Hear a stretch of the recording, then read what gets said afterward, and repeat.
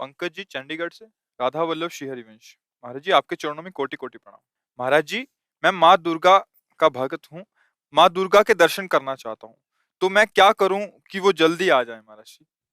जब बच्चा माँ की गोद में बैठना चाहता है तो सबसे पहला उसका कार्य होता है खिलौने खेलना बंद करता है। माँ उसके पास खिलौने भेजती है। जितना वो माँ की तरफ बढ़ने की कोशिश करेगा, माँ कार्यरत है तो उसे खिलौना भेजेगी, दे दो ये सब। वो अगर उन खिलौने से ना खेले, रोए, तो फिर घर के किसी सदस्य को प्रेरणा करती है, बिटिया उठा ले गोद में थोड़ी देर। वो उससे भी चुप ना हो तब फिर वो दौड़ के आ जाती है। भाव, पहले हमको इन भोगों का त्याग करना होगा जिन भोगों में हम खेल रहे हैं। फिर हमारी अनुकूल मांगे हमारे सामने आएंगी, माँ से ना मिलने के लिए बाधा बनकर। हम उन मांगों को भी जो सोचा था, चाहा था, वो मिले, पर हम उसे स्वीकार न करें और रोते ही रहें, तो फिर मां नहीं रुक सकती। वो तो वात्सल्य में कुपुत्रो जायते क्वचिदपि कुमाता अनुभूत। फिर वो आकर के साक्षात, पहले हमारी सामर्थ्य तो होनी चाहिए माँ के दर्शन हो। हमारी माँ कोई प्राकृतिक माँ है क्या?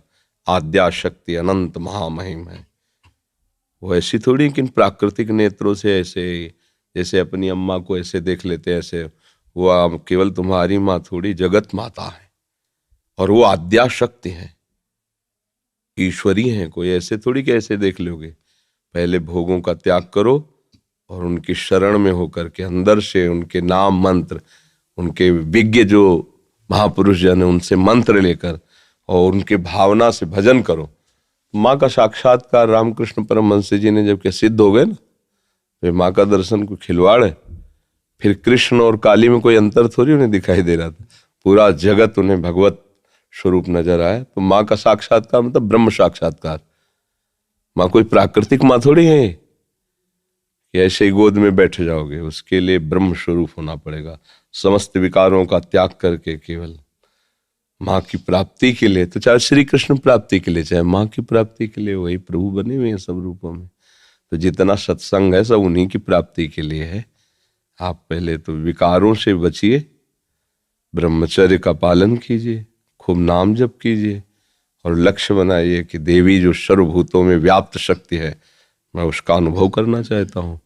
वो आ जाएंगी, कृपालु हैं, कृपा करके दर्शन दे। देवी प्रपन्नार्थ हरे प्रसीद, प्रसीद मातर जगतोखिलस्य, प्रसीद विश्वेश्वरी पाहि विश्वम, त्वमीश्वरी देवी चरा चरस्य। हे देवी आप ही चराचर रूप में विराजमान हो। आ गई ना सिद्धांत के सर्वम खलविदम ब्रह्म वासुदेवा सर्वम, आ गया ना। एक ही बात है, वो तत्व एक ही है, चाहे उसे माँ कहो चाहे पिता कहो, चाहे दोस्त कहो चाहे प्रीतम कहो। वही सखा है, वही प्रीतम है, वही माँ है। तुम जिस भाव से भजोगे आ जाएगा। तुम्हें वो माता च पिता तुम्हें, तो वही शिव है, वही शक्ति है, कोई दो तो है नहीं। वही माँ है, वही पिता है। आप माँ भाव से भजोगे, हमारे प्रभु माँ भाव से आ जाएंगे। पर उनके आने के लिए जो स्वागत तैयारियां करनी है वो हमें करनी होगी। हमारे हृदय में जो अभी कूड़ा करकट वासनाएं हैं ये हटानी पड़ेगी। खूब नाम जप करे और भाव से चले तो तुम्हारी बुद्धि में ही प्रकाशित हो जाएंगी। या देवी सर्वभूतेषु बुद्धि रूपेण संस्थिता नमस्तस्यै नमस्तस्यै नमस्तस्यै नमो नमः। विराजमान हो जाएंगे बुद्धि में। देख मैं आ गई। उनके प्रचंड तेज को कोई सह सके नहीं। जब तक भजन के द्वारा अंतःकरण निर्मल, उनके प्रचंड तेज को सह सकते हो। वो शिव शक्ति है, अम्बा है, आद्या शक्ति है। और एक अंश में सूर्य विद्यमान, आंख मिला के देखो 12 बजे दोपहर के, और अनंत सूर्यों जैसी कांति माँ भगवती की है, महाबलशाली। त्रिभुवन में कोई पैदा नहीं हुआ कि अपने रूप स्वरूप में आ जाए, उनसे आंख मिला ले कोई। भगवान शंकर भी चरणों में लौट गए नहीं लौट गए। ये बात ध्यान रखना कि ये माँ कोई ऐसी माँ नहीं है प्राकृतिक, ये आद्या शक्ति चिदानंद माँ है।